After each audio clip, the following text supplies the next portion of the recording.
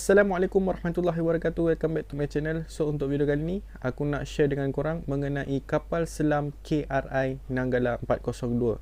Sebelum korang lanjutkan video ni, korang jangan lupa untuk tekan button subscribe dan like video ni. Let's go.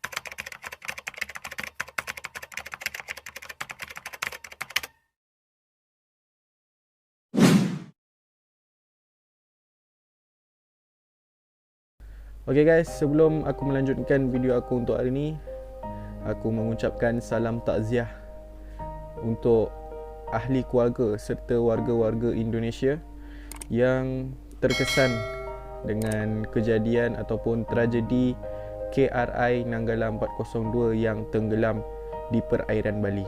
Jadi kita mulakan dengan pembuatan ataupun bila dibuat KRI Nanggala 402 ini. Kapal selam KRI Nanggala 402 iaitu buatan daripada Jerman yang dibuat pada tahun 1977 dan diserahkan ke Indonesia pada Oktober 1981. Kapal selam ini adalah jenis diesel engine ataupun engine diesel. Kapal selam ini pernah dibaiki di Jerman pada tahun 1981 dan di Korea Selatan pada tahun 2012. Kalau diperkirakan ataupun kita hitung dari 1977 kapal selam ini dibuat ataupun terbentuknya kapal selam KRI Nanggala 402 ini sehinggalah 2021 telah menjangkau umur 44 tahun, iaitu angka yang sangat lama untuk sesetengah kapal selam. Aku rasa ini kapal selam yang sangat kuat, sangat hebat dan masih relevan lagi untuk diguna pakai di dasar laut. Jadi itu sedikitlah mengenai kapal selam ataupun maklumat-maklumat yang aku dapat dari beberapa sumber. Jadi kita teruskan dengan kejadian yang berlaku kepada kapal selam KRI Nanggala 402 ini.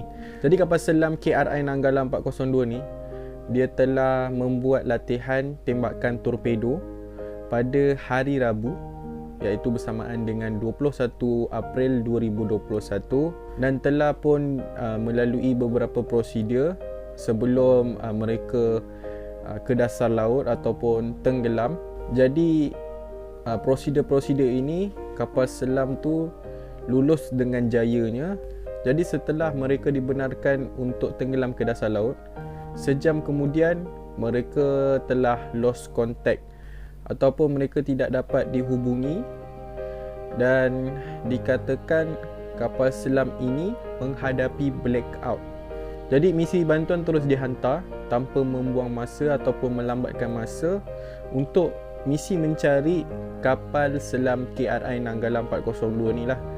And then mereka pun bergegas untuk mencari kapal selam KRI Nanggala 402 dan mereka masih lagi nampak kapal selam tersebut dan masih bernyala. Tidak dikatakan seperti sebelum ini, iaitu kapal selam menghadapi blackout yang mana elektrik di dalam kapal selam itu mati ataupun tidak berfungsi dengan baik. Selepas misi mencari KRI Nanggala 402 tersebar di media-media sosial serta berita-berita di negara Indonesia, negara kita iaitu negara Malaysia tidak mahu ketinggalan juga dengan menghantar kapal Megabakti untuk menyertai operasi SAR ataupun operasi menyelamat dalam pencarian kapal selam KRI Nanggala 402 yang lost contact. Jadi pihak TLDM telah mengerahkan kapal Megabakti ini yang dari Sabah bergerak terus dengan segera ke perairan Bali, iaitu di mana lokasi ataupun tempat hilangnya kontak kapal selam KRI Nanggala 402 ini. Kapal Megabakti bergerak dari Sabah dan dijangka akan sampai di perairan Bali pada hari Ahad, iaitu 25 April 2021. Ketika kapal Megabakti sedang menuju ke lokasi perairan Bali, pada hari Sabtu, kapal penyelamat dari Singapura telah mendeteksi satu signal yang datangnya dari kapal selam Sri Nanggala 402. Jadi tanpa melengahkan masa, mereka terus menghantar satu alat ke dasar laut dan membuat rekod video ataupun merakam video suasana di bawah, dan akhirnya KRI Nanggala 402 dijumpai di dasar laut, iaitu sedalam 830 meter. Untuk info tambahan, KRI Nanggala ini pada tahun pembuatannya dia mampu hanya 200 meter sahaja untuk tenggelam, ataupun paras maksimumnya boleh mencapai 200 meter di bawah laut sahaja. Tetapi setelah beberapa tahun diguna pakai, kapal selam ini telah dibuat high maintenance ataupun penambahbaikan dari segi kemampuannya, menjadikan boleh mencapai paras ke 500 meter di bawah dasar laut. Selepas itu, Panglima TNI telah mengesahkan 53 kru ataupun awak kapal telah gugur di dasar laut bersama-sama dengan kapal selam KRI Nanggala 402. Dan beberapa info lagi yang aku rasa perkara ni agak menarik dari diri aku sendiri, iaitu mengenai tekanan di setiap 10 meter, iaitu aku tak pastilah apa maksud dia, tetapi bila korang melepasi setiap 10 meter, contohnya 10 meter, 20 meter, 30 meter, korang akan menghadapi tekanan itu dengan sangat kuat. Semakin dalam, semakin bertambah tekanan itu. Tapi aku tak tahulah apa nama dia, aku lupa. Jadi apa yang aku nak highlightkan di akhir video ni adalah mengenai bagaimana KRI Nanggala 402 ini boleh tenggelam, iaitu sedalam 800 meter. Itu tempat yang dijumpai lah. Jadi apa yang aku nak share ni adalah mengenai KRI Nanggala 402 lah. Sebenarnya kemampuan dia ni boleh pergi hanya 500 ke 600 meter lah. Itu pun dah sangat-sangat maksimum. Mungkin kita tak tahu apa yang terjadi, apa yang mereka sedang hadapi di dasar laut. Kita tak boleh main suka-suka membuat kronologi. Aku sendiri pun tak tahu. Aku bukanlah orang Indonesia, jadi aku tak boleh nak rungkaikan apa-apa. Aku boleh share ni pun kerana ada mungkin info-info dari berita-berita di Indonesia lah.